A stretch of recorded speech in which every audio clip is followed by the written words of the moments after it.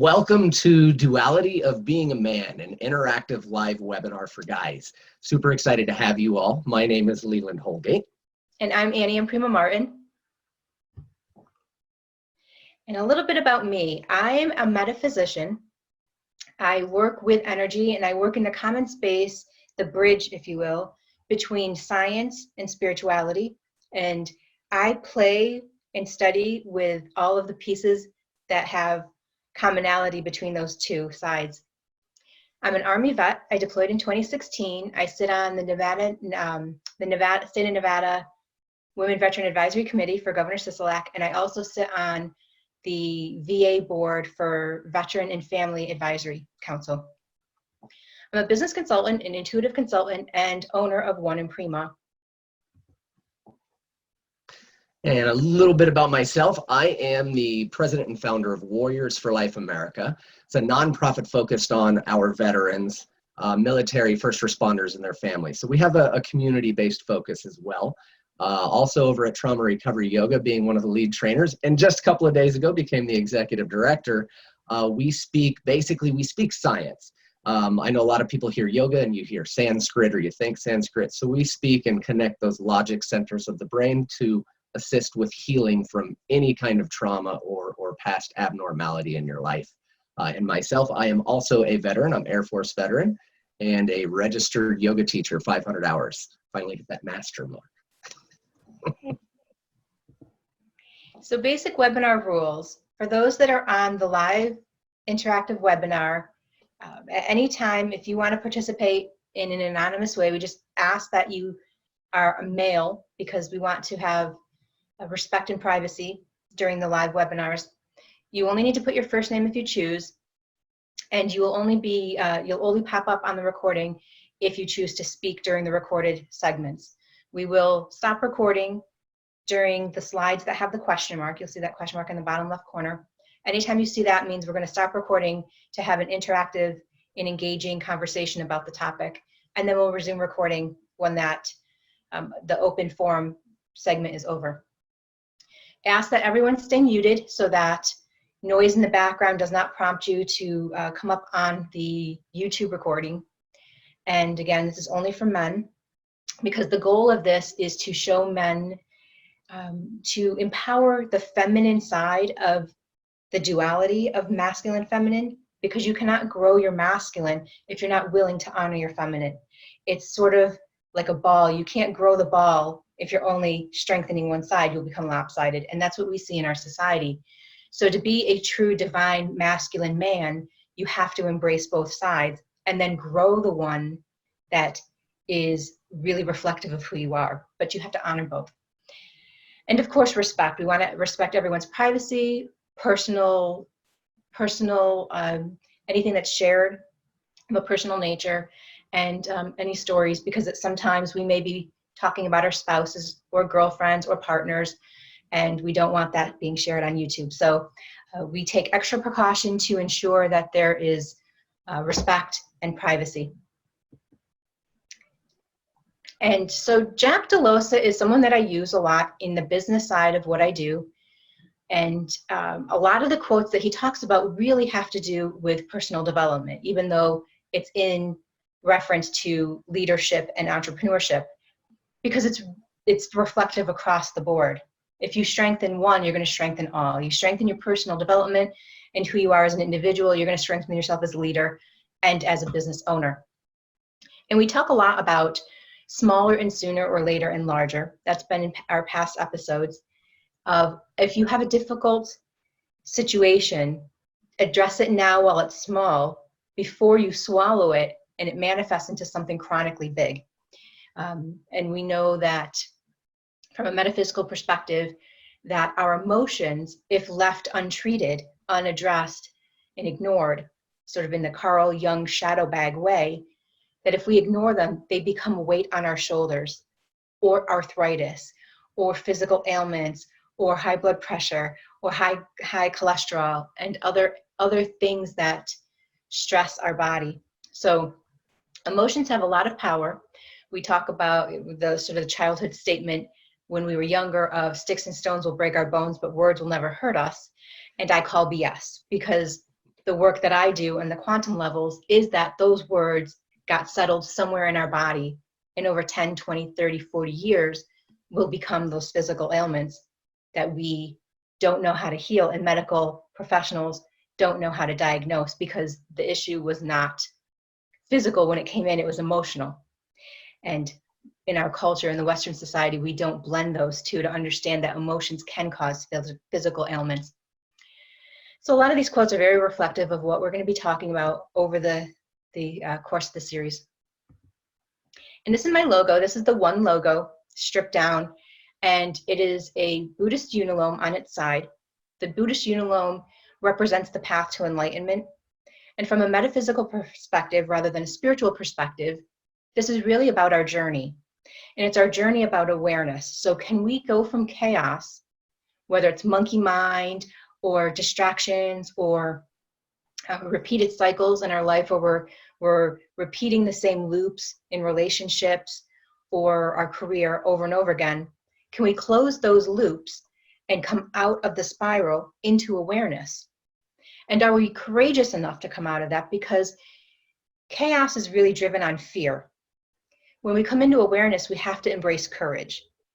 There's a leaning forward in the whole act of coming out of the spiral is leaning forward with courage to obtain clarity in our life. And this center part, the awareness area, the wandering, is about learning. It's the love of learning. It's the curiosity. It's recognizing that you're going to get your butt kicked. And the whole point of being in there is to get your butt kicked in that arena, to get marred and scarred and maybe some blood and tears. But the point is you keep moving forward. Don't retreat back to chaos. Move forward into clarity. Because when you're in clarity, you're driven out of love. That's your passion. That's your inner core that's saying, this is where I'm meant to be. This was my life purpose. This is my personal legend. This is why I'm here. This is my reason for being, my ikigai. This is the wholeness of why I exist. Despite the chaos around me, I have faith in who I am. And that faith can be science, it can be spiritual nature, and it can be religious. That's really personal to everyone. But it's about having that understanding that we are all here for a purpose. We're all here for a reason, finding that reason. And that's the straight line. That's the train that we get on, and we go fast on it. And once we hit clarity, nothing can stop us. We become unstoppable. And that's what I wish for everyone. And that's part of this series, is developing that divine masculine, so that those that hit that path are serving a greater purpose on this planet. That's perfect. I love that. And it reminds me of Mark Twain, right? What you just said is there are two defining moments in everyone's life. And that's when they're born and when they figure out why. Why? Those clarifying moments. And I love what you said too, because we literally are doing this so you don't fall back into those chaotic, negative coping strategy things. Being comfortable, being uncomfortable is one of the biggest superpowers, especially for a guy. Yeah. We've been told to repress so much. It's important for us to realize that messy middle, like you said, and moving forward, leaning forward, is really going to thrust us into what we want or what we can become. And when especially with men, coming from the military background, is when you have the strength to lean forward, you become the leader of your people, whomever, whatever that may be to you. You lean your hand back to pull the other folks forward, other men, other women. Is when you have the strength to lead in that capacity energetically, you then find that people are leaning toward you for help, for advice, for mentorship. And now you're taking point of your category of people to lead them forward with strength as well. And so we end up having this almost like a spiritual military company, if you will, or army company, right? Of folks, now we're grooming the people behind us to have strength too, which then the next generation behind that has strength, and the next generation, and it becomes 100-year plan to strengthen the emotions so that we have more compassion and more empathy for each other. through our divine nature. I love it. I love it. Yeah. Unconsciously giving people permission just by leading by example, right? You know, having those hard discussions and conversations like we're doing now. I love it. That's why this is so fulfilling. And you and I can continue talking about this forever, of course. Oh my God, we can bounce back and forth. So recapping our last episode was a really, really big one for guys. And if you haven't had a chance, go ahead and go back and watch that third episode. It was Braving Deep Connections. And those deep connections, especially friendships, guys' friendships, and how that, all the studies point to 22% longer lifespan and happier inside of your life, less physical ailments, less issues with arthritis. You're not seeing near as much PTSD issues or combat stress issues from those that have those deep connections, and just the overall health just showing that loneliness kills, and that having those deep connections, and we'll cover some of this stuff today as well, helping with the hormone production inside of our body. And quite literally, if you can control the hormone production inside of your body in a positive light or manipulate it, just like Annie says, then you have a edge up basically on your own health. And of course, here in America, what do? Unfortunately, and thankfully it's true, it's changing. It really is tuning into something different, and it's that messy middle, but here culture ignores that importance of male friendships. And we also talked about me being born and raised in Italy. It was natural for me to walk down the street and watch two guys that are just friends, not lovers, just friends, holding hands or holding arms or arm in arm, shoulder in shoulder, and that was just completely normal. And look at their lifespan compared to ours. It's 87 or 85 to 87 versus our 80 to 81, right? Yeah, 5 years longer and healthier. Yeah, all right. Think about what you can do in 5 years. My goodness, there's a lot of stuff you can do in 5 years. In the 5 years that they're living longer, it is a healthier 5 years. So it's not a suffering 5 years. It's right. A joyful 5 years. Exactly. You're not on a hospice bed for 5 years. Like they're traveling and they're having fun and cooking dinners and, having their little parties with their friends and stuff. Yeah.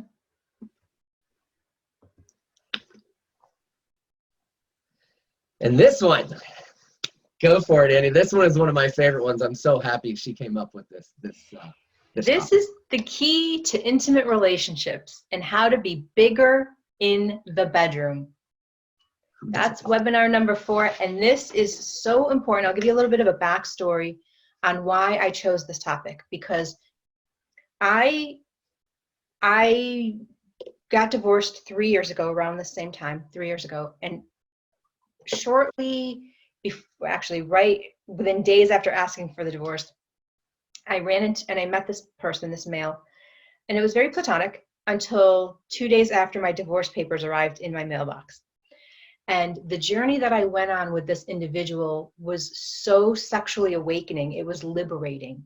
And I thought, oh my gosh, I had no idea that sex was so magnificent and wonderful. And I was in such a liberated state that it woke me up to everything we've been missing and how we've been taught so differently of what sex is supposed to be and making love. And it was this very spiritual experience which changed how I saw that level of intimacy. And I thought, gosh, there are so many people that don't know this and haven't experienced this yet. And I wanted to teach that because that's something I want to share, that kind of an experience where you really truly have greater respect for root chakra energy, and you understand it with a higher level of mastery. And so that was where this comes from, and why I am so passionate about teaching people how to work with energy, because there's so much more to our bodies than we really truly understand.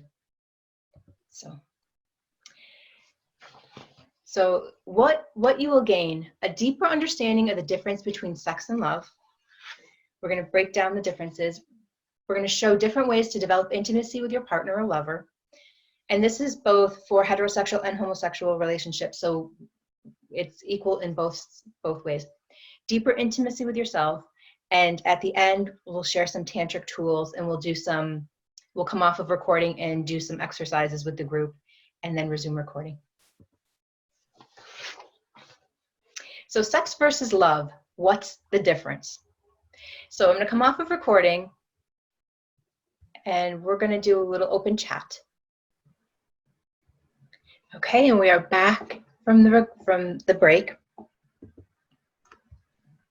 And we shared real quick, just for everybody who's watching the recording, dude, y'all are missing out on some like amazing and candid conversations. You really got to get in on this on the next episode, because those were some strong conversations we just had. Just so everybody knows.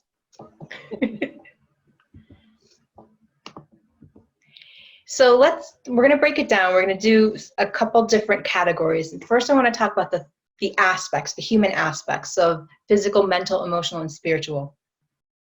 So with physical, when you're looking at sex, it's more of a desire or an acquisition. It's a taking, giving.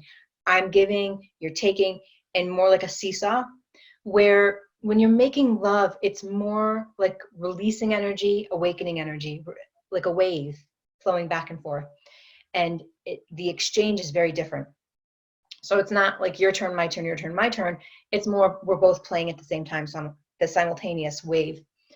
When we look at mental, there's usually someone who's more dominant when you're having sex. It's a dominant, not necessarily in an S&M way, but more of somebody is the one making the decisions of what's happening. When we're looking at making love, there's more of a flow, an exchange. So it's more of a partnership of decisions, and it flows. When we look at emotional is really when you are having sex in a Tinder sort of way, you're really going for the personal experience. Yes, you have a partner with you.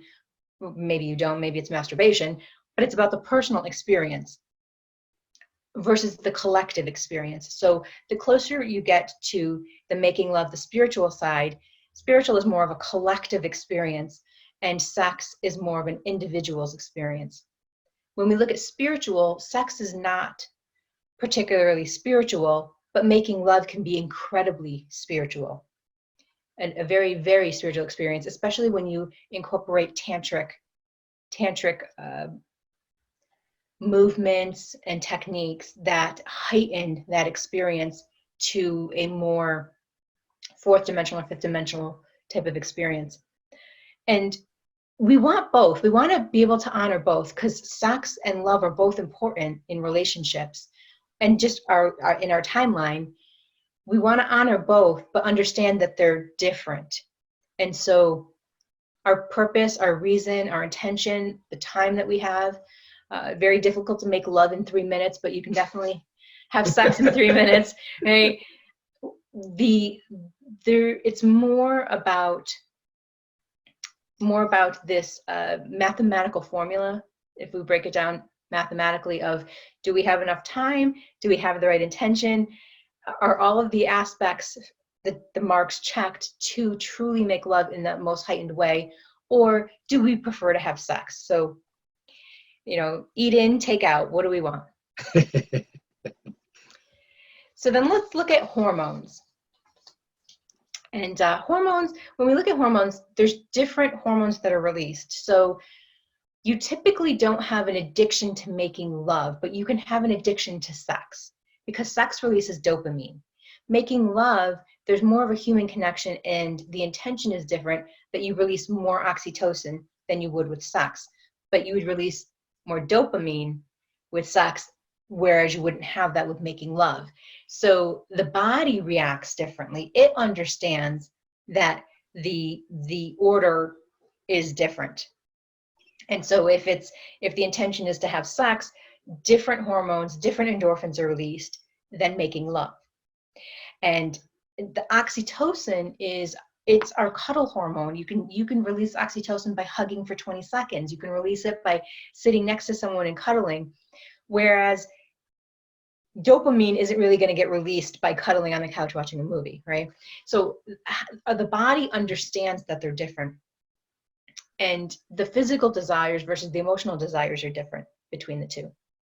Yeah, and I think that's where it's like, kind of it's important, like you said, to know that space that you're in, right? Because I think that's where some of the problems might come for guys with masturbation, because they get so hooked on that dopamine. They don't realize that it's not so much the masturbation that you're addicted to, it's just the dopamine inside of your brain, that happy hormone that continues to pour out, so it's something that's easy to get away from you if you don't manage that yourself, or at least define these like we are right now.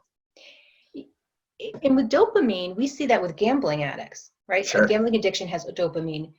Porn has dope. So look at the type of things that trigger dopamine release. Right. Versus the type of things that trigger oxytocin. Like you can get oxytocin released by hugging your mom. You're not going to get dopamine. I mean, that would be a little awkward, I think, by getting dopamine from your mom. The body just reacts differently.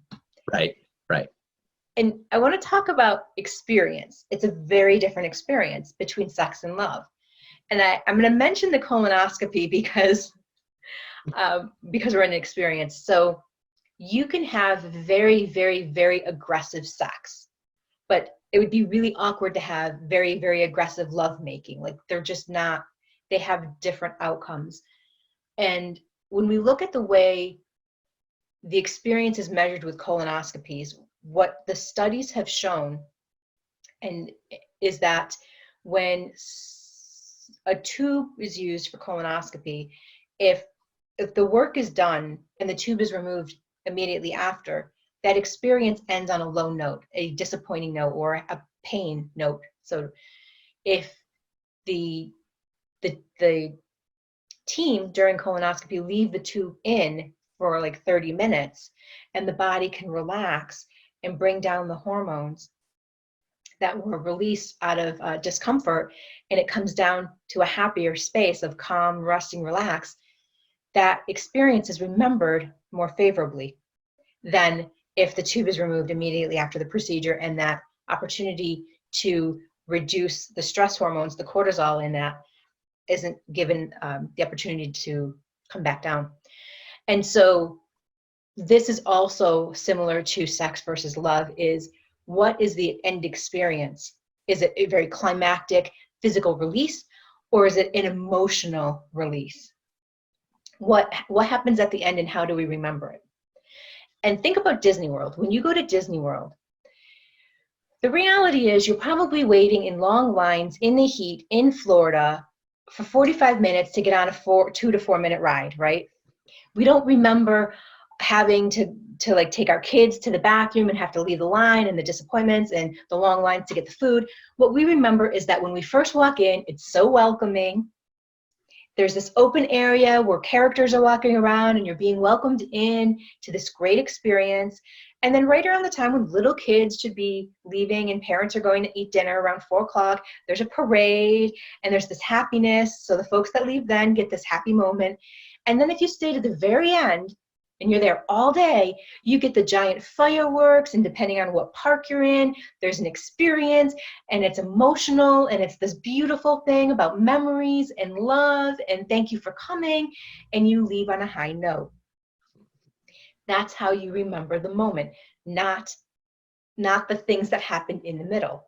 So I say that because sex is awkward. There's no one that has a 4-hour sex session where there's not some awkward moments in the middle, but how does it start and how does it end? That's more important than the awkward, vulnerable things that happen in the middle, like you're in the middle of having sex and someone farts and then you have to stop and you're like, everyone's laughing. Those things are not as important as how you start and how you end. And think about 7-Eleven. Sex is more like 7-Eleven and making love is more like IKEA. If you've ever been to IKEA, you kind of enter and there's a journey and you're going through different departments and you're wandering and exploring, and if you want to take a shortcut, take a shortcut, but let's go through those like the bedroom accessories, and let's check out this over here, and let's stop for a snack. Where 7-Eleven, you go in, you get whatever you're getting in, and you get out. Right. The experience is different. think that's And one of the greatest analogies I've ever heard, by the way. 7-Eleven, IKEA, I am using that forever. and it's also about what I want to emphasize for both is that they're both necessary in our life. So shame doesn't belong here and judgment doesn't belong here. If you enter into an agreement to have sex or to make love, either one, shame does not belong in that experience. Make this more like Disney World.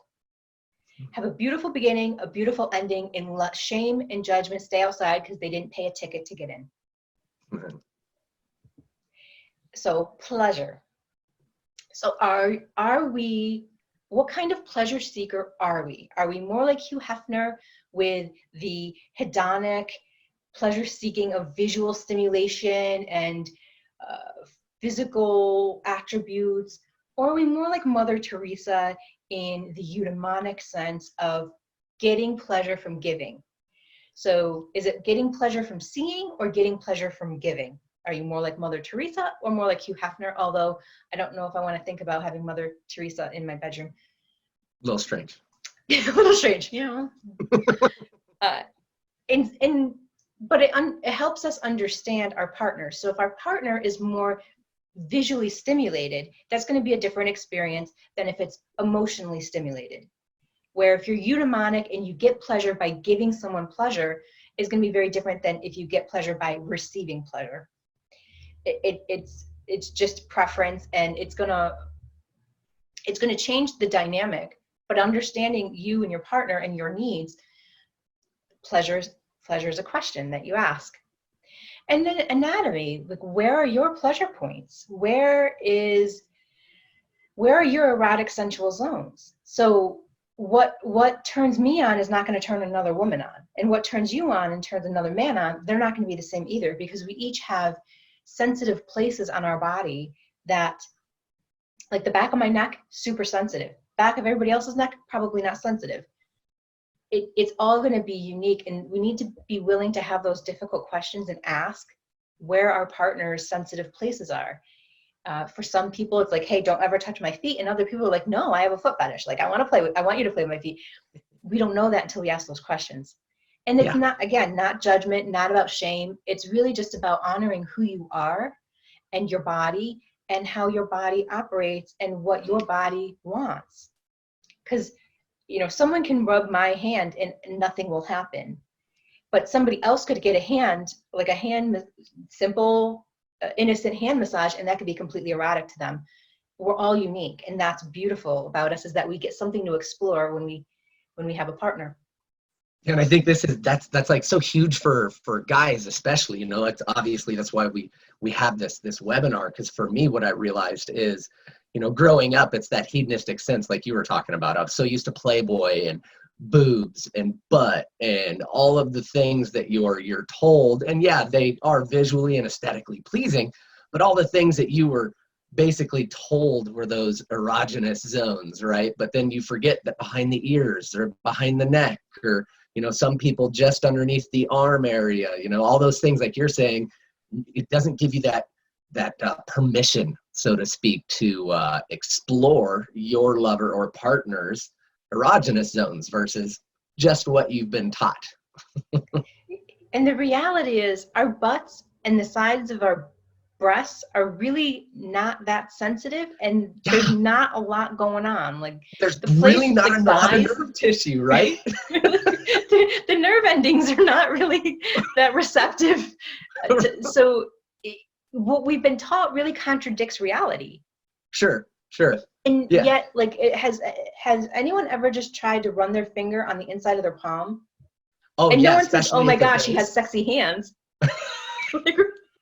But this is a very sensitive area.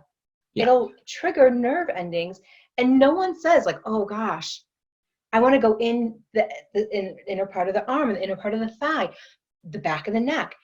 Yeah. Where you get the goosebumps. Wherever the goosebumps come are probably those are the places to focus on. Exactly. Leave the butt and boobs alone. Go for those spots. And with pleasure, we have to recognize that where we are in our personal development and our mental maturity. If we have an empty cup and we're in a place of codependency, our experiences with both sex and making love are limited. When we're coming from a place where we have an empty cup, we're now going to seek that our partner fill our cup, rather than leveling ourselves up and letting our partner meet us at the higher level. So in a codependent sense, now I'm expecting, from a codependent perspective, I'm expecting my partner to fill my needs because I don't know how to fill my own needs. So one of the greatest things we can do is develop ourselves and honor ourselves more, so that we are not only filling our cup, we're filling their cup. And they're not only filling their cup, they're filling our cup. And now we're both leveling up together. Yeah, I think that's a beautiful point. And that changes the entire experience. And the personal fulfillment as well. Yeah, and if you continue to practice that, right, with your partner or your lover, that shame that you were talking about just has no place anywhere inside of that, right? You're constantly busy filling each other's cup up so much that there's no room for shame or guilt. What do you like? What do you want to try tonight? What really, okay, that thing last week, wow, I don't know what the hell that was, but what can we do to make that better for both of us? You know, those conversations. Divorce usually happens because our needs are not being met. Sure. And divorce usually happens because we've found that we have an empty cup. But if we're constantly filling our cup, we're honoring each other, and we're becoming more like an entwined tree trunk than two separate trees growing apart. Absolutely. So. Oh yeah, this is what everybody's been waiting for, Annie. Everybody's been waiting for this. The first thing we do with basic tantric steps, this is the first exercise we're going to go in, is awaken the senses. So let's think about what we see during our experience. What are we looking at? What are the physical hedonistic things that we can identify? What are the things we're hearing, right? Let's go. Sex can be awkward, right? A little weird. Strange noises happen. But if we understand that those noises are part of awakening our senses, they become more important than awkward. They're less awkward and they're more important. Like, I'm evoking this noise. This noise is happening because we are experiencing this at a higher level. And taste, oral sex. There's things to taste. There's kisses that can be done. There's touching and licking and different things that can be done that involve tasting. Touching places that would be in non-sexual areas that end up being very sexual. And smelling things, the natural human pheromones that are secreted, and other smells, maybe perfumes and aftershave and different things that have become our personal scent get amplified when our bodies are heated. So what are we smelling? And when we awaken all the senses with intention, we have a more heightened experience. When we look at sex, how many times have you had sex and you had an awareness of all 5 of those senses, versus making love, where you are intentionally activating and unlocking each one of those senses? Leland, do you want to cover the last 2?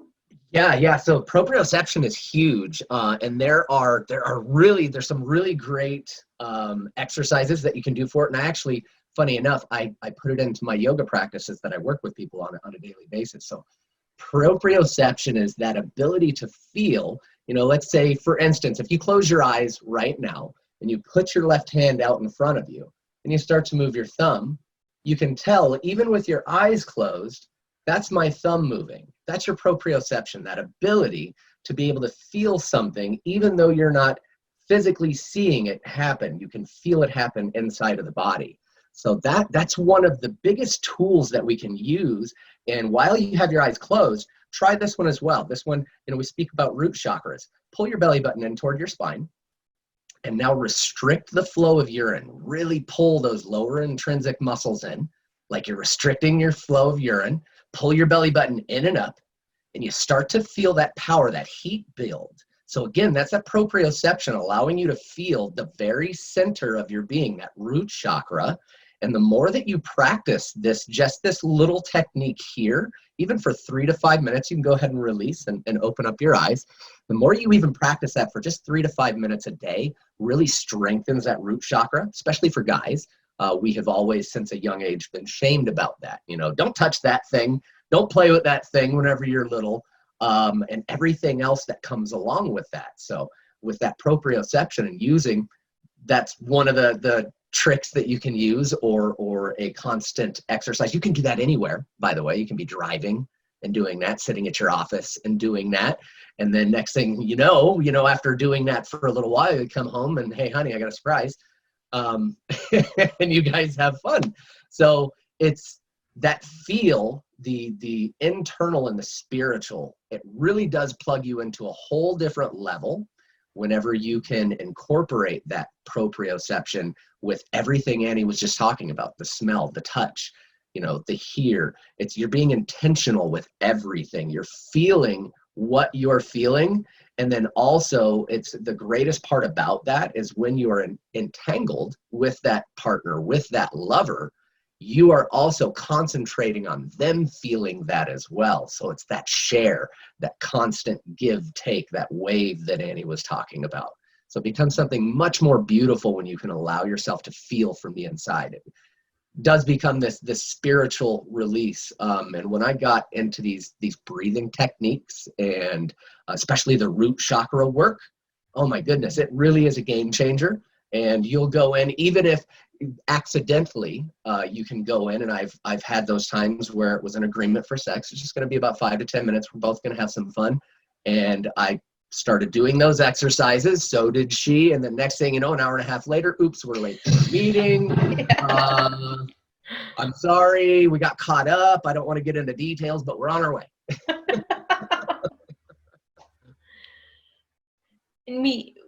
Going back to hearing, you can go on YouTube and the ASMR, there's a lot of YouTube videos about ASMR of how it can stimulates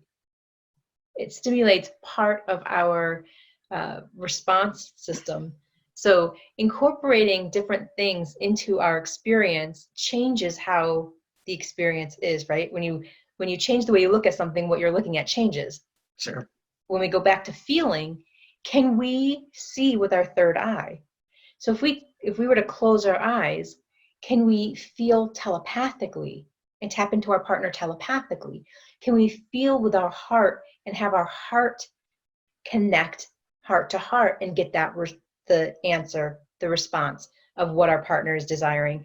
Can we go into each of our chakras, whether it's the solar plexus or the sacral or the root, and go chakra to chakra, root chakra to root chakra, sacral to sacral, and connect and receive those, transmit and receive the messages at each chakra level, and have a very spiritual experience with this? Okay? Are we willing to have the courage to take it up a notch into a spiritual experience? And then what happens when we switch off the senses? So if we take something away, if we, for instance, use blindfold and shut down our sense of vision, our ability to see, what happens? Naturally, what's going to happen is that the other senses will heighten. So if you cover your eyes, your ears will become stronger. They pick up and they strengthen. What happens if you put earplugs in? What kind of experience then? What happens when you use some sort of bondage or handcuffs or something to restrict hand movement? What happens then? And playing in that area of shutting 1 or 2 or 3 senses down, what happens with our partner or ourselves when we shut down one of our senses?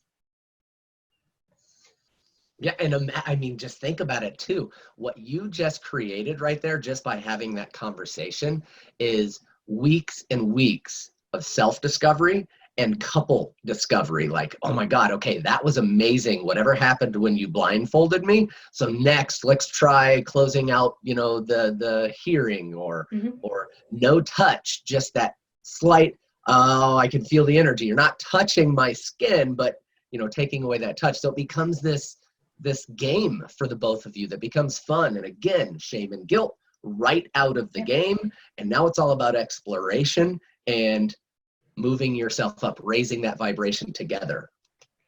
Yeah, and the there's a sense of excitement that comes with the exploration of, do you like this? Yeah. Okay, no, you don't. That's not really your thing. Okay, let's try this. Yeah. And then we understand our partner more, because now we're understanding what turns them on. Sure. Yeah, and for a lady, from a lady's perspective, guys, typically the way that we were raised is, provide, make sure they have everything they need. But this was one of the areas that we were never really talked to from our generation of dads and grandpas. And whenever you take this from a guy's perspective, and obviously having your opinion on this is huge, when you do this, I don't think, in my opinion, there's any bigger way that you can tell the lady that you love, I understand you, and I want to understand you even more, and I want to make sure that you are happy on every different level that I can make sure that you're happy about.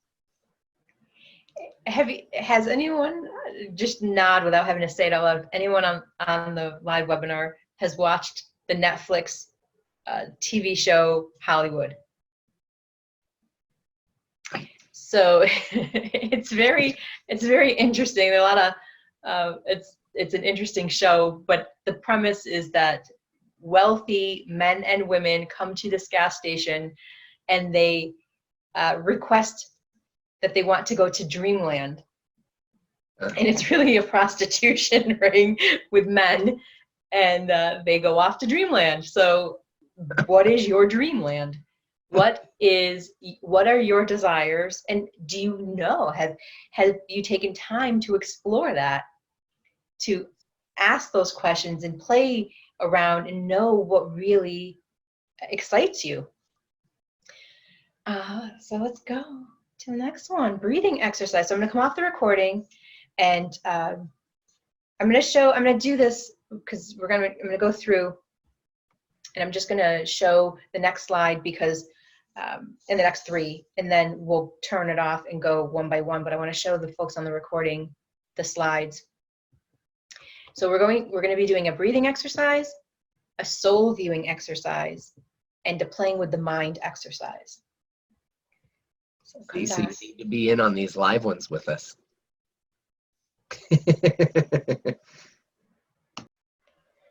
Okay, I'm going to recap a little bit of what we just covered. We talked about soul viewing. Actually, we talked about breathing exercises and how we can do some box breathing, and went a little bit more in detail with that. We talked about soul viewing and how we can connect with our partner's soul by looking beyond what our eyes can see.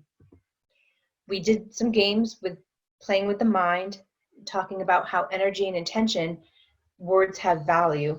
Some of these closing key points that you might not have gotten because you're not in on the recordings. Next one, come on in with us. The 4 aspects of self, physical, emotional, mental, and spiritual, and how that, that plays a role in making love. And that greater connection with self, of course, greater connection with self is going to give you a greater connection with your partner. Those new tantric tools. So enjoy those, because those are ones that once I discovered myself, it became like a game. Not so much, it wasn't so taboo anymore. So, those new tantric tools to use with yourself or your partner, and please get them involved as well. Because like we were talking about throughout the show, the more that you both do this together, it's now another journey that you and your partner, you and your loved one get to experience together, instead of just something you work on to be better in the bedroom. And then, of course, both sex and making love are important to our whole being. We do not want to demonize sex whatsoever, because just like Annie was saying, it's all a respect of where we are at the moment. You know, honor your position, honor your time at the moment. Well, crap, I've only got 7 minutes until I got to leave for work. I'm probably not going to see her for another 10 to 12 hours. Hey, babe, nothing wrong with sex whatsoever. You know, you still get that energetic exchange, that, you know, that making of certain chemicals and things in the body that's important for all of us, and especially for your marriage or partnership or love. There's an important element of, much like on the airplane, putting the oxygen mask on yourself first. Learning who you are first and being able to share that.